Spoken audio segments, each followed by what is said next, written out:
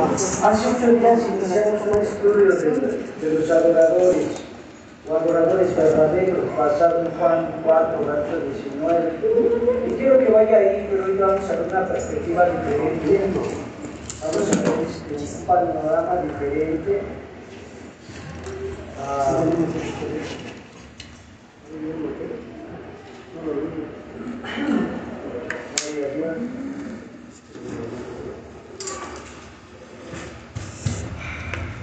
Gloria a Dios, perdonamos. Ok, ya llegó. Evangelio de Juan.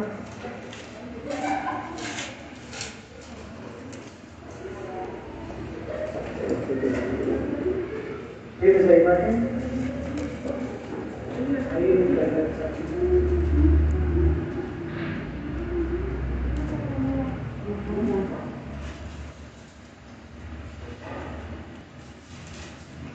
¿Qué caray con esta tecnología, verdad?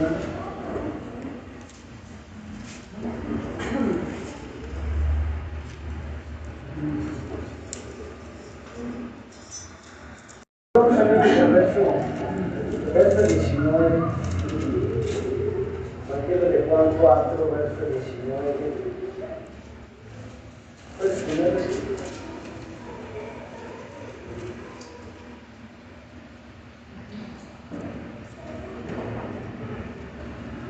¿Llegó?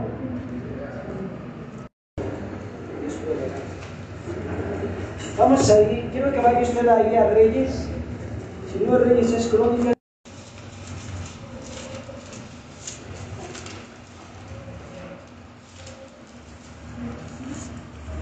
Segunda de Reyes 17.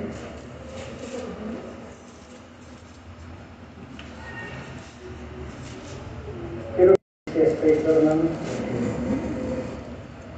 Bueno, es importante que se vea, ¿verdad?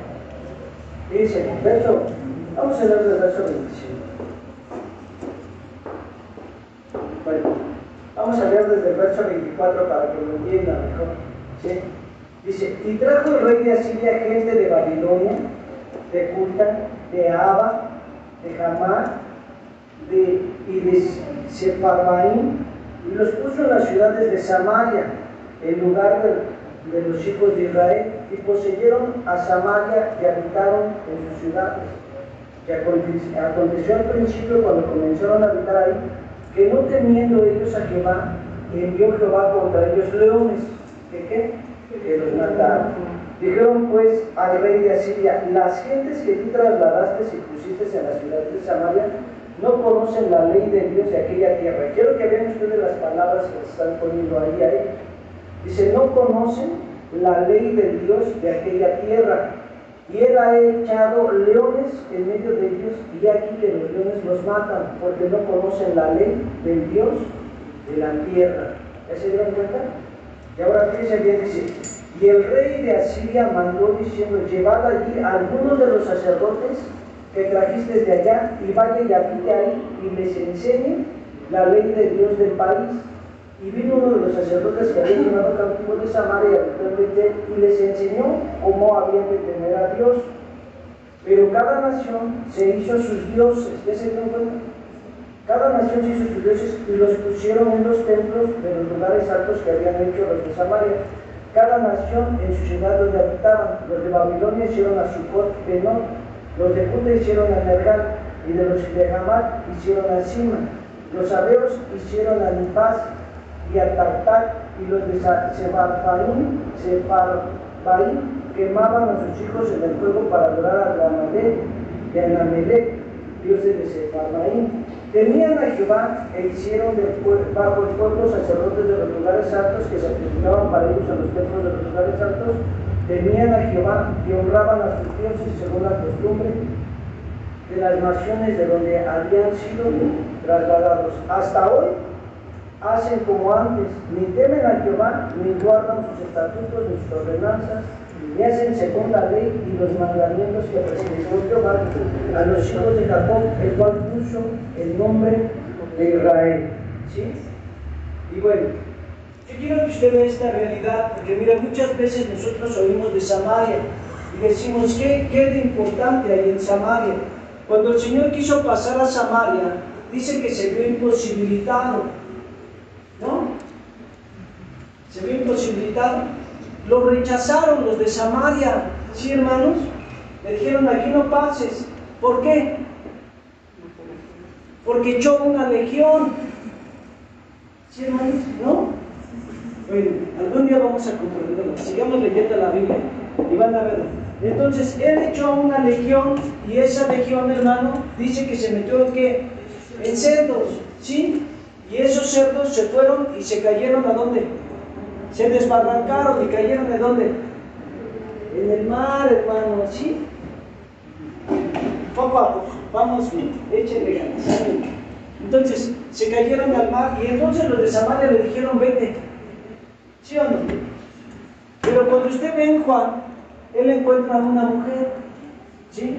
Varias veces el Señor quiso pasar por Samaria o entrar a Samaria y se lo impidieron. Incluso algunos de sus discípulos dijeron, ¿quieres que oremos? Y que hagamos descender fuego del cielo y nos consuma. Y el Señor Jesús le dijo, ¿no saben de qué espíritu son? ¿No habéis entendido esta escritura? Misericordia quiero y no sacrificio. ¿Sí? ¿Sí, hermanos? Bueno, en algún momento vamos a poder entender más esos conceptos, pero lo que queremos ver es esa realidad. O sea, Samaria era un pueblo que no temía a Dios, que tenía mezclas, que tenía ídolos y que decía que temer a Dios, pero en sí no temía ni a Dios ni a sus dioses.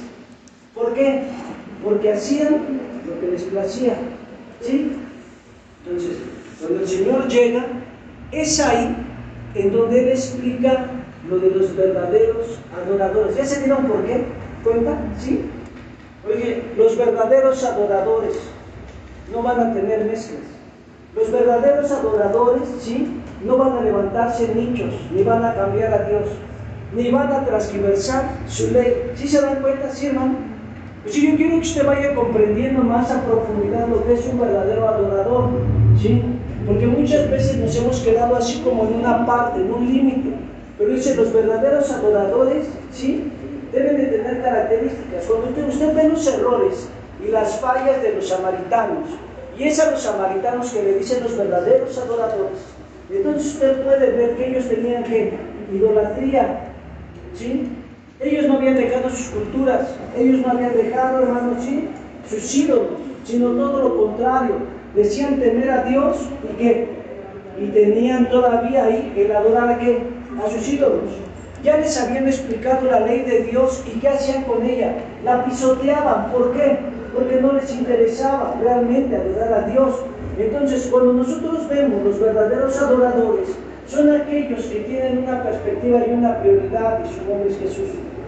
¿Sí se entiende, hermano? Entonces, cuando nosotros empezamos a ver esa realidad, en nuestras vidas nosotros vamos quitando todas aquellas cosas, ¿sí? Que no son gratas delante de Dios. ¿Sí se va comprendiendo más lo que es un verdadero adorador? Por eso es que nosotros tenemos que empezar a ver todo lo que es la cimentación y el fundamento. ¿Por qué? Porque cuando usted empieza a ver la vida de los samaritanos, ¿sí? Dice, hasta hoy, dice, hacen como primero, que ni temen a Jehová, ni guardan sus estatutos, ni sus ordenanzas, ni hacen según la ley y los mandamientos que prescribió Jehová, los hijos de Jacob, el cual puso el nombre de qué? De rey. Hasta hoy, fíjese bien lo que declara la Escritura.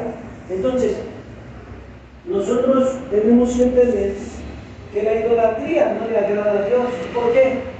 Porque cuando nosotros, yo quiero que usted pese esa realidad, dice que cuando venían los leones, o fueron enviados los leones, y los devoraban, ¿por qué?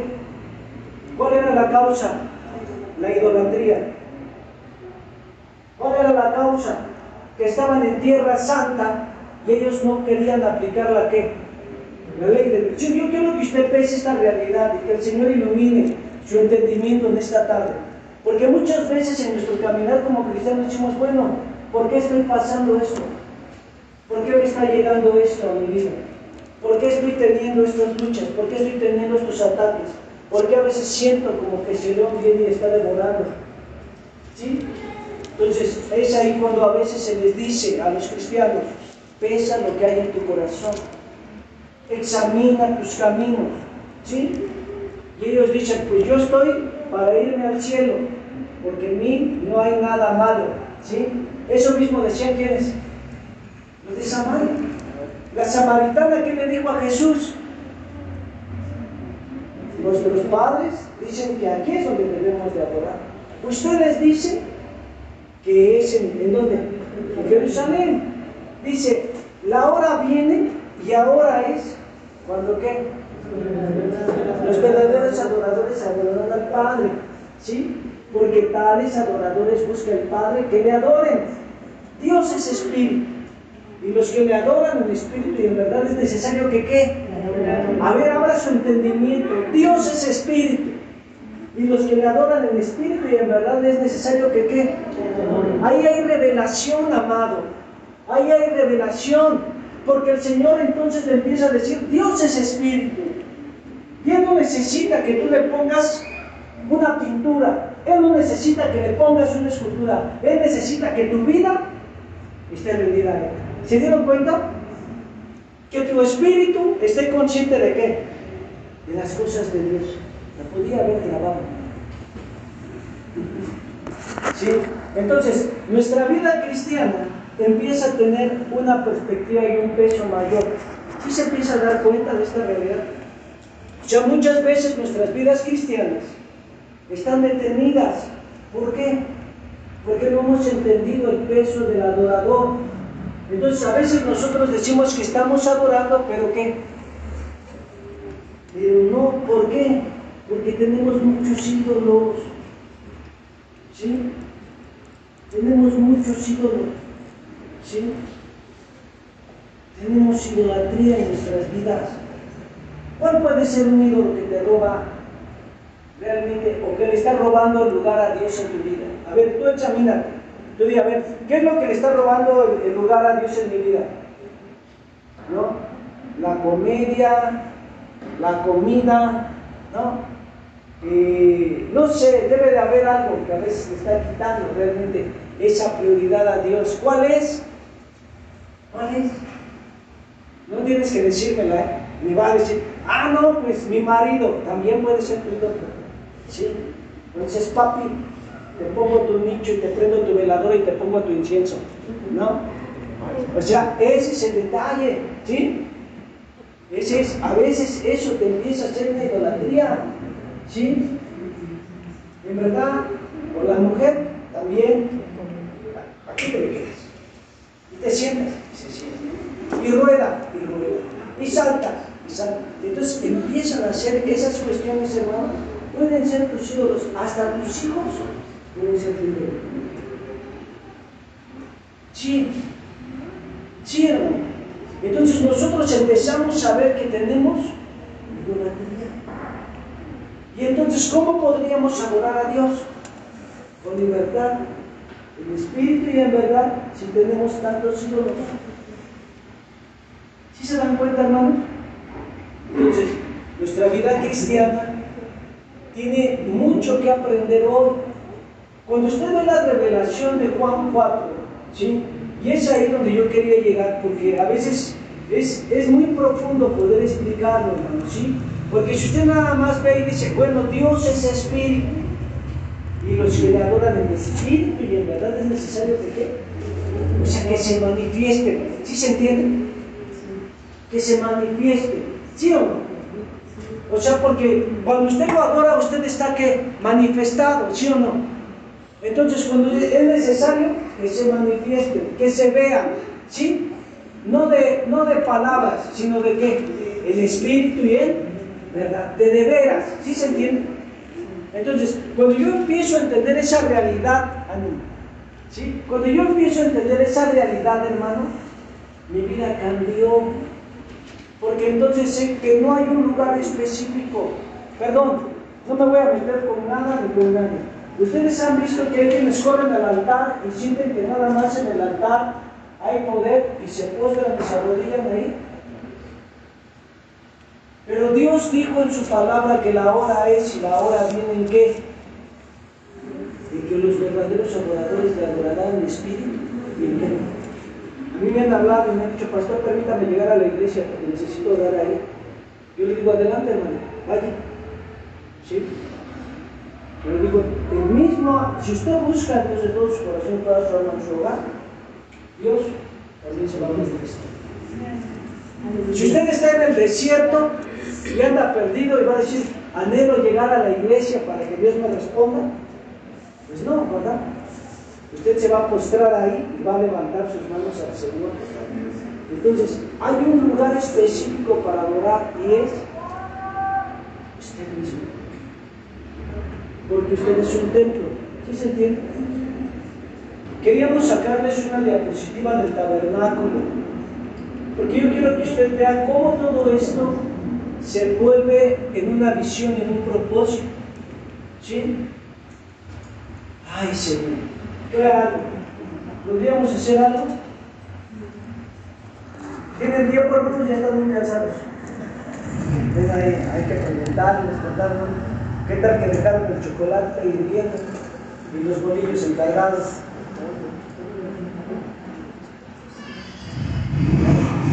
Lo puedan ver en una manera así como más sólida, más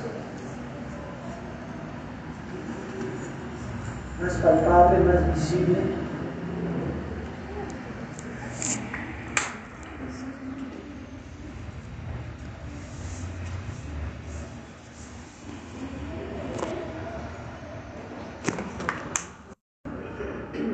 ¿Conoces el tabernáculo de Moisés? ¿Sí? ¿Tú, mujer? ¿No? ¿Usted, hermana Susana? ¿No? ¿Usted, hermana Betty? ¿Sí? Ok. Bueno, es que es importante que todos lo podamos ver. ¿Sí?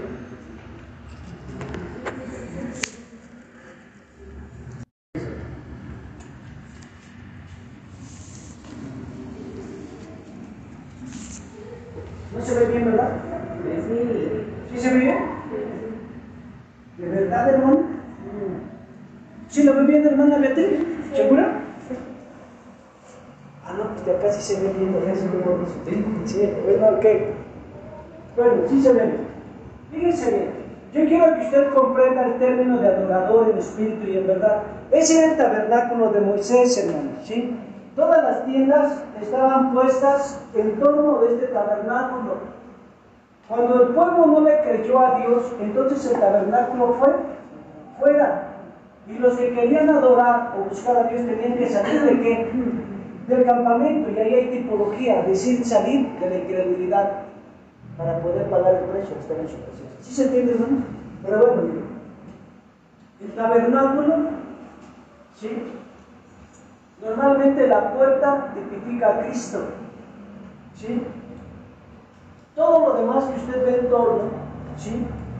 Todo lo demás que usted ve en torno se llama el atrio, ¿sí? Inmediatamente al entrar se encuentra el altar de bronce, donde se quemaba el incienso, donde se hacía el sacrificio, ¿sí, hermano? Después estaba la fuente de metal. La fuente de metal abajo estaba forrada ¿de qué? ¿De qué? De los espejos de las mujeres, porque la palabra es como un espejo que refleja, ¿sí?, tus debilidades y lo que tú necesitas. ¿Sí se entiende, hermano? ¿Sí? En esta fuente los sacerdotes antes de ministrar a Dios se lavaban las manos y se lavaban los pies. Entonces quiero que usted vea el entorno. El atrio tipifica tu cuerpo. Tu cuerpo es el que debe de ser crucificado o sometido a la voluntad de Dios. Y la palabra es lo que ¿qué? Vale. ¿Sí se entiende, hermanos? ¿Sí o no? Ok, déjame ver si les encuentro. ¿No?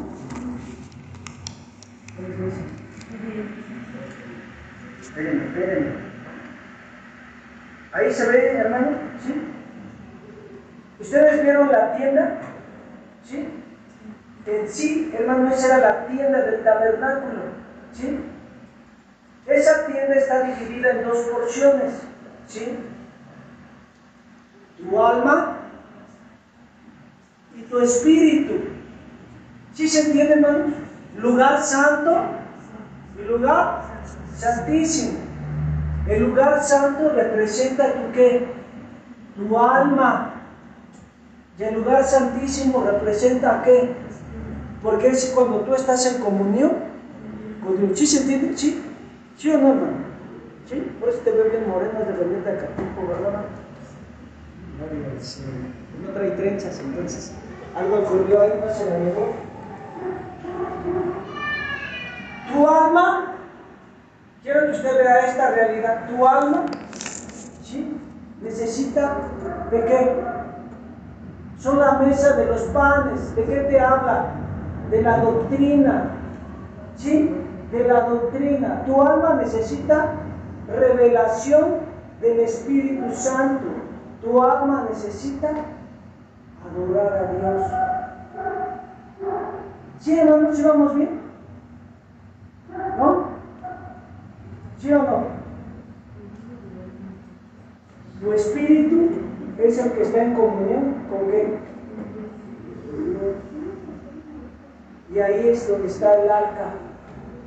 Entonces, la gloria de Dios se manifiesta. ¿Qué había en el arca, hermanos? ¿Qué había en el arca? ¿Los panes? No. ¿En el arca? En el arca, pues el maná. El maná significa la vara. Mi hermana ya tiene hambre. Compréndanlo, hermanos.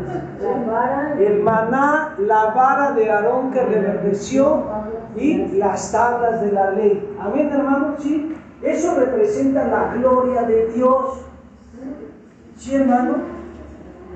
Eso representa la gloria de Dios. Cuando Dios habla, no te habla tu alma, le habla ¿qué? El Espíritu. ¿Sí se entiende? ¿Sí, hermano? ¿Sí se va entendiendo un poquito? ¿No? ¿Sí? Ok, cuando yo empiezo a entender toda esta realidad de mi vida, yo debo de entender mi vida desde la posición de un adorador. ¿Sí, hermano? El sacerdote. Aquí está la mesa de los panes, el altar del incienso que estaba pegado al velo. Este es el velo que se rasgó en dos cuando Jesucristo dijo consumado es. ¿Sí, hermano?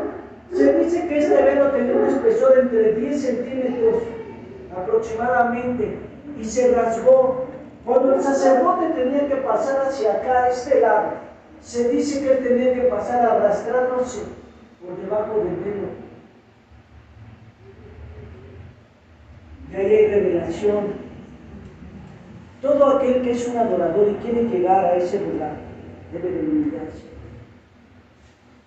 No puedes entrar con soberbia o con una postura. Debes de humillarte. ¿Se entiende? La vida con Dios. ¿Sí se entiende, hermanos?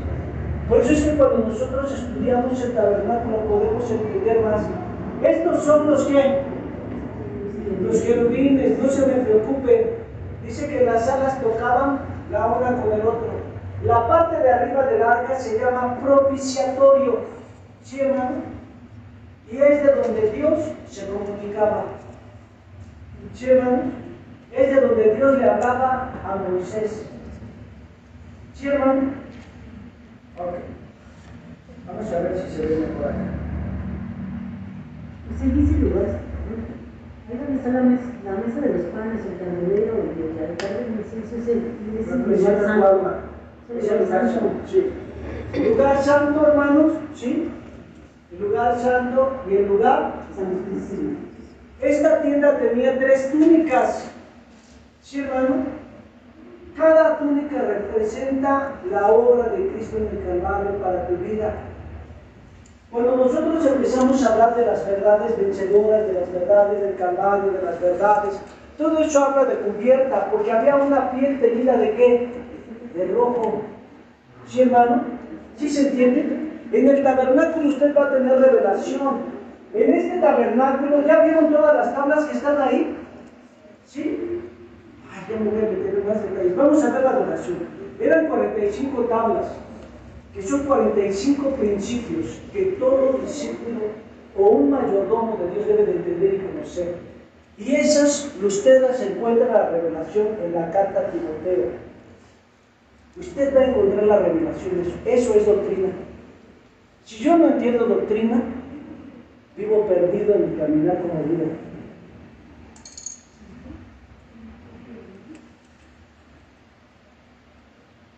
¿Sí se entiende, hermano? ¿Sí? ¿Sí vamos bien? ¿Sí, hermano? Yo me veo como con mucho sueño, hermano.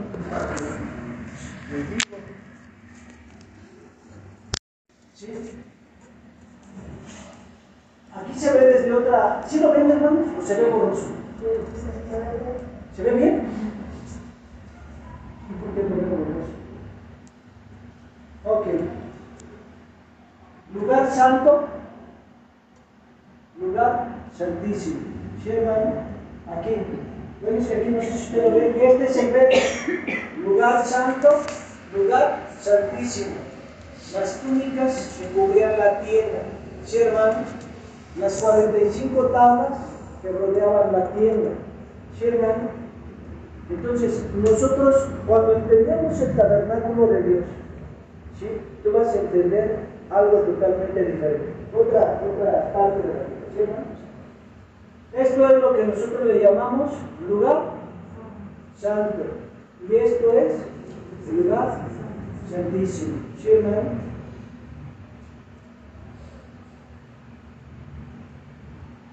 Creo que ya se acabaron. Ok, voy a regresar a la primera, que es la que me interesa demasiado. Ok. ¿Ya se entendió entonces? ¿Sí? Tu alma, perdón, tu cuerpo, tu alma y tu espíritu. ¿Sí, hermano? Cuando nosotros decimos que vamos a adorar a Dios en espíritu y en verdad, ¿sí? Nosotros empezamos a entender que nuestra vida necesita ser renovada. ¿Sí? Entendemos que nuestra vida debe de ser transformada. ¿Sí, hermano? Entendemos que nuestra vida, hermano, tiene que llegar a un conocimiento mayor de Dios. Entonces, cuando mi vida cristiana empieza a vivir esa adoración, empieza a vivir esa devoción, empieza a vivir esa búsqueda, ¿sí? Yo empiezo a ser transformado. Porque mi adoración ya no es superficial. ¿Sabe por qué? Porque cuando yo entro en mi caminar con Cristo, lo primero que hago es poner mi cuerpo en qué? En un aroma grato a Dios. ¿Quién se pone?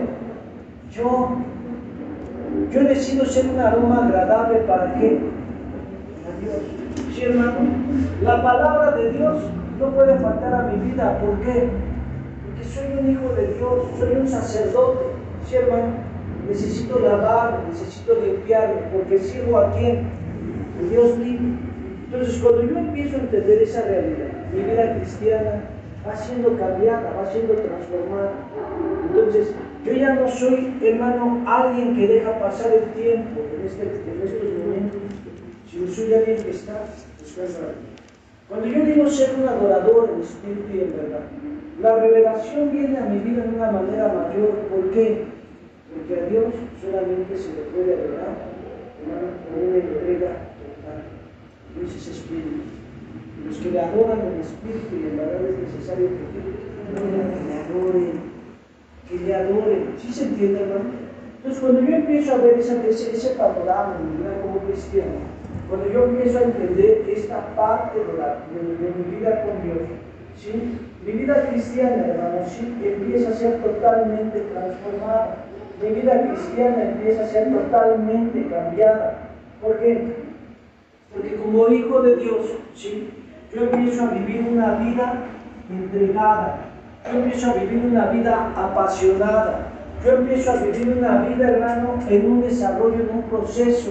Empiezo a ser transformado ¿de dónde? De adentro, ¿sí? De adentro hacia afuera, ¿sí? Mi comunión con Dios, cuando yo nací de nuevo, ¿verdad? Empieza a tener una relación mayor. Mi alma es sujetada ¿a qué? A la voluntad de Dios. Y entonces mi cuerpo manifiesta su santidad. Manifiesta un aroma grato. Manifiesta el conocimiento de la palabra de Dios. ¿Sí se entiende? Entonces yo empiezo a tener una adoración. ¿Sí? Mi cuerpo, hermano, sí, empieza a decirle no al pecado. Y entonces yo empiezo a desarrollar en una vida mayor, más profunda, con mayor búsqueda, con mayor entrega, ¿sí, hermano? Entonces, si yo empiezo a entender esta realidad como hijo de Dios, ¿sí? Empiezo a entender por qué el Señor creó a quién, a un hombre y una mujer para que tuvieran relación con quién, con Dios, y estuvieran todo el tiempo ¿para qué? Para adorarle. Ahora nosotros, la iglesia, cuando venimos a este tiempo, somos así como los escogidos ¿para qué? Para dar ese testimonio de la grandeza de Dios. Entonces cuando nos reunimos a celebrar ¿a quién? A Dios. Nos reunimos para proclamar que Él está vivo. ¿Sí se entiende, hermanos? Entonces nosotros venimos a una celebración. Cada que nosotros nos reunimos, cada que nosotros, hermanos, sí, nos sentamos a compartir la palabra, estamos celebrando que Dios está vivo. Y mientras usted no comprende eso, por eso es que a veces se ve detenido. ¿Por qué?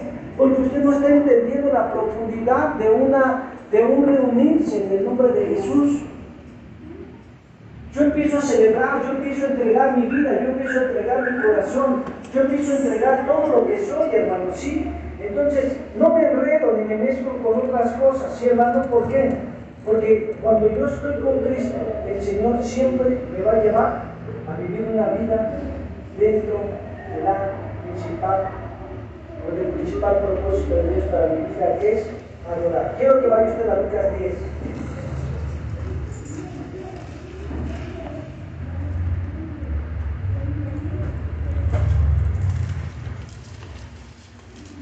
Quiero que vea usted aquí dos corazones diferentes. Pero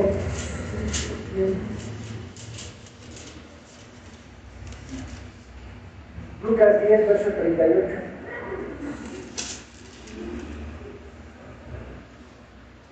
Aconteció que yendo entró él a una aldea, y una mujer llamada Marta le recibió en su casa, por favor. Y esta tenía una hermana que se llamaba María, la cual sentándose ¿a dónde? A los pies de Jesús, oía ¿qué? ¿Dónde estaba María? A los pies de Jesús. Ahora fíjense bien lo que sigue diciendo. Pero Marta se distraía ¿en qué? O en muchos quehaceres, dice por allá su traducción 60, ¿sí o no? ¿En muchos qué? Tiene que lavar la colcha, tiene que bañar al perro, tiene que lavar el patio, tiene que... Se le acaba el día y usted nunca oró ni buscó a Dios. ¿No? ¿Le suena? Porque dice que él estaba en muchos quehaceres y sobreviniendo, dice, Señor, ¿no tienes cuidado que mi hermana me deja servir sola? Dile pues que me ayude. Fíjense bien lo que le responde Jesús. Pero respondiendo Jesús le dijo, Marta, Marta, cuidadosa estás y con las muchas cosas estás turbada. Escúchenlo. Pero una cosa es necesaria y María escogió la buena parte, la cual no le será, ¿qué dice ahí? Nada. Sorpréndase, Chelsea. Dice que no le será quitada la parte de que, no es que Dios esté en contra de que tú limpies tu casa, no, porque tu casa es un testimonio de que Dios vive en ti. ¿Cómo dice eso? Sí, tu casa es un testimonio de que Dios vive en ti, porque Dios es un Dios de qué? De orden, ¿verdad?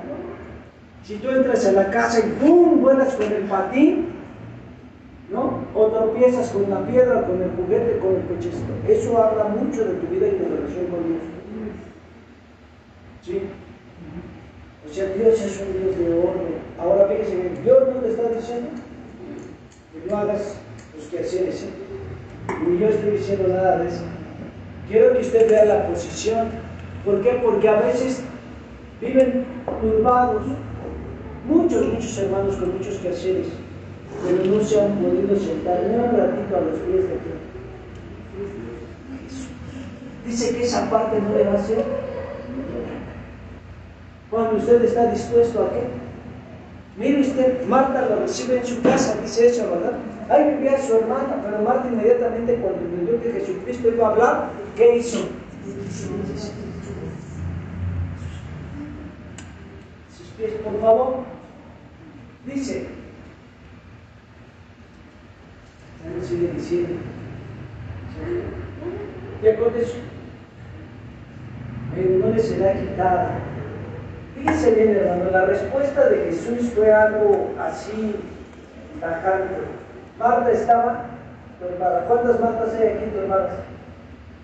Nada más hay dos, dice.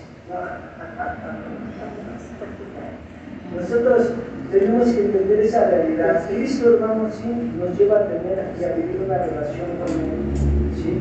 Cuando nosotros tenemos ese cuidado, esa búsqueda, ¿la cual, hermano? Sí, debemos de entender esta realidad. Miren, Dios nos está llamando a vivir una vida entregada. ¿Sí? Dios nos está llamando a vivir una vida de adoradores.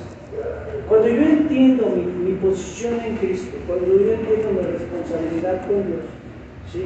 Entonces empiezo a ver que el Señor quiere manifestar en mi vida ¿qué? ¿Qué, hermano? Una vida de cruz, una vida de santidad. ¿Sí, hermano? La santidad de Dios debe de manifestarse en quién. Y cuando nosotros adoramos a Dios,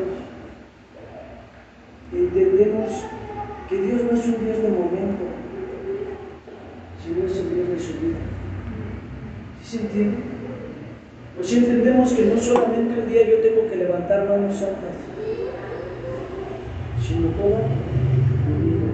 Desde el momento en que yo le conocí, hasta el momento en el que el Señor me llama, yo estoy en una relación continua con Dios, pero siendo un adorador. ¿Sí se entiende que es un adorador, hermano? ¿Sí? Porque a veces no lo hemos podido entender, ¿no? Y pensamos que adorador es el que canta bonito. No, un adorador es aquel que derrama adoración. Un adorador es aquel que le dice no al pecado. Un adorador es el que entiende y atiende la ley de Dios. ¿Sí, hermano? Un adorador es aquel que ha derribado los ídolos y que al único que le levanta las manos y que le declara su adoración. ¿Sí se entiende, hermano? Entonces, ¿por qué? Porque si no yo estoy expuesto a un ataque de quién? El enemigo, de los leones. El diablo está como león rugiente buscando a quién. ¿Sí se entiende, hermano? Entonces mi vida cristiana tiene que ir en un proceso de un desarrollo de crecimiento, llegar a la estatura del varón perfecto, llegar, hermano, a esa plenitud de Cristo. ¿Para qué? Para que Dios pueda obrar en mi vida. ¿Sí? ¿Sí se entiende, hermano? Entonces, cuando yo vengo a buscar a Dios y lo hago de todo mi corazón, de toda mi alma, yo no soy alguien más, yo soy alguien que trae su corazón. ¿Ya se dio cuenta?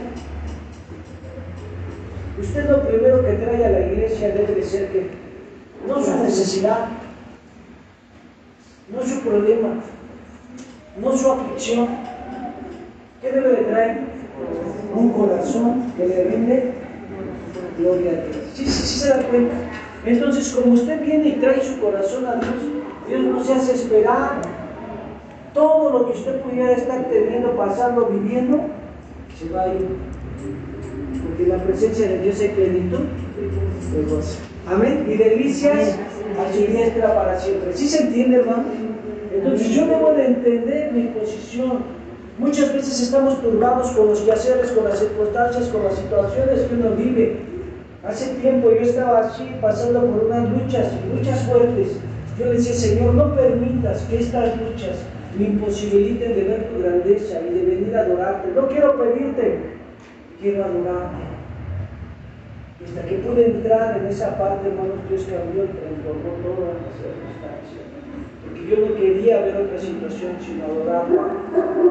O sea, no permitas que todo esto que yo estoy pasando me imposibilite de entrar en tu presencia. Yo quiero adorarte, no por las necesidades que vivo, sino porque tú eres grande y eres mi Dios.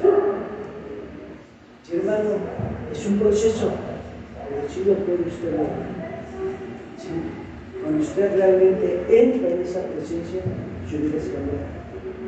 ¿Sí? Ya no tienen que decirle que haga usted algo. Usted lo hace porque Dios es el que hace en usted el querer. ¿Sí se entiende, amado? ¿Sí? Cuando yo empiezo a ver esta situación en nuestras vidas como cristianos, mi vida siempre va a ser transformada, mi vida siempre va a ser cambiada, ¿sí? Entonces yo voy a ir en un crecimiento, en un desarrollo, en una vida mayor a su presencia, ¿sí? Y eso es importante, ¿sí?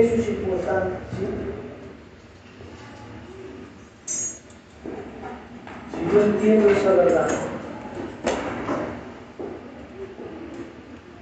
si yo entiendo ese entrega, entenderé lo que Dios me está pidiendo hoy para mi vida, ¿sí?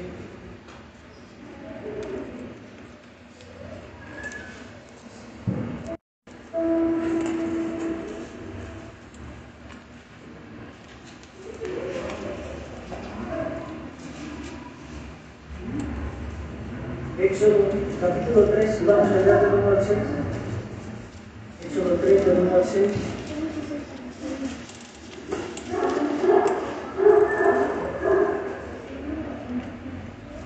Creo. ¿Sí?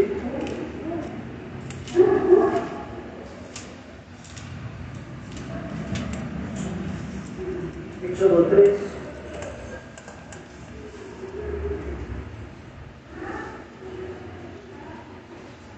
El verso 1 al verso 6.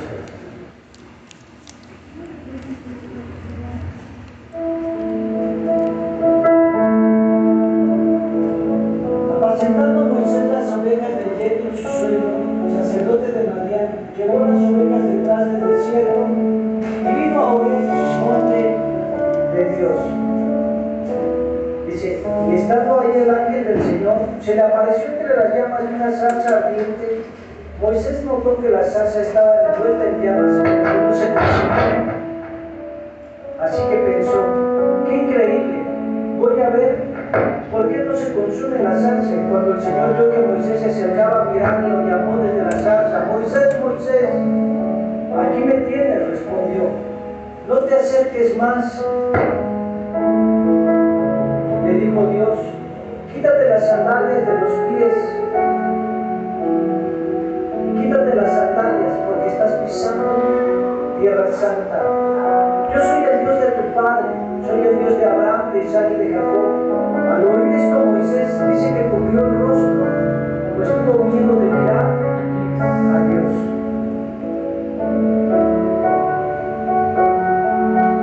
Eso le habla de reverencia, eso le habla de reconocer. Dice que en cuanto él escuchó que era Dios, lo primero que hizo fue que cubrir su rostro. ¿Sí, hermano? Cubrir su rostro.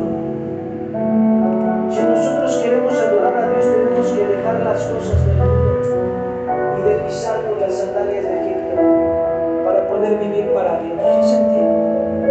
Entonces, eso te habla de reverencia. Lo primero que nosotros tenemos que entender para ser adoradores es que Dios es digno de la gloria. Y entender que Él es el soberano, el Rey de Reyes y Señor de Señores. Entonces nosotros reconocemos su grandeza y sabemos, hermano, todas nuestras fallas y le adoramos porque Él es Dios. Ahora fíjense bien.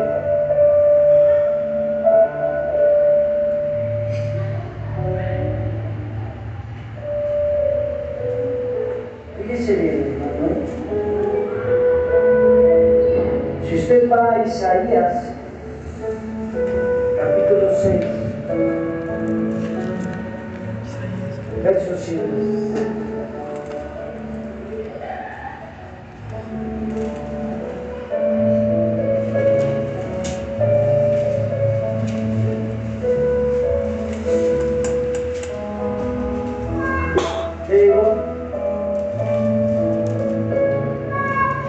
¿Llegó, hermano?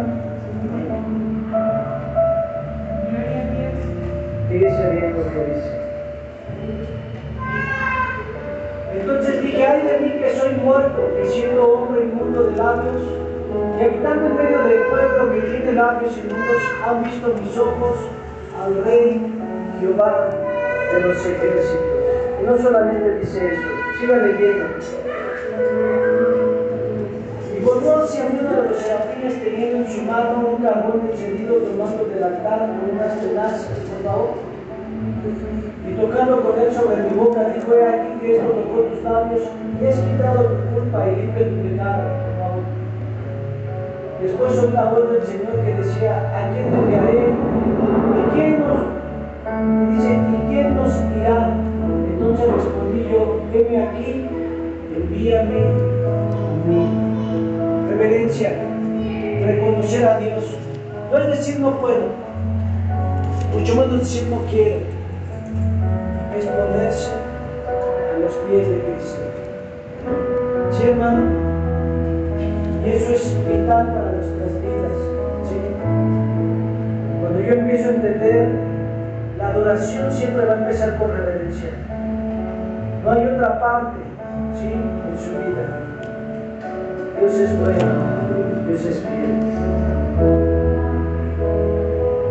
Si nosotros queremos adorar a Dios, simplemente es nuestro corazón, rendido y consciente de su grandeza y su poder. Amén. Póngase de pie. Y adórenlo. Dígale: Señor, te adoro. Y al estar aquí, delante de ti, me adoraré. Postrado ante ti, mi corazón te adora, Dios, y siempre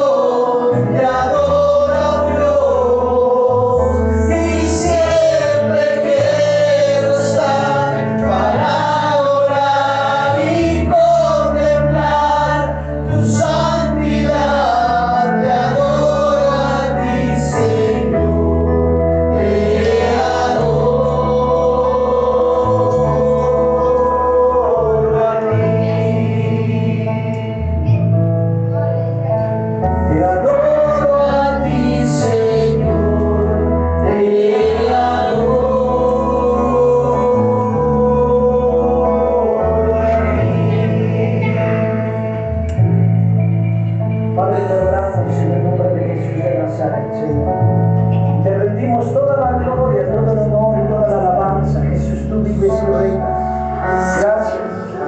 Gracias, Señor, por tu infinita misericordia y tu eterno poder, Señor. Bendice y ministra la vida de tus hijos. Bendice y ministra cada corazón aquí representado, Dios. Gracias, Señor Dios, porque tú lo llevas al desarrollo y al crecimiento, a tu verdad, a tu plan y a tu propósito.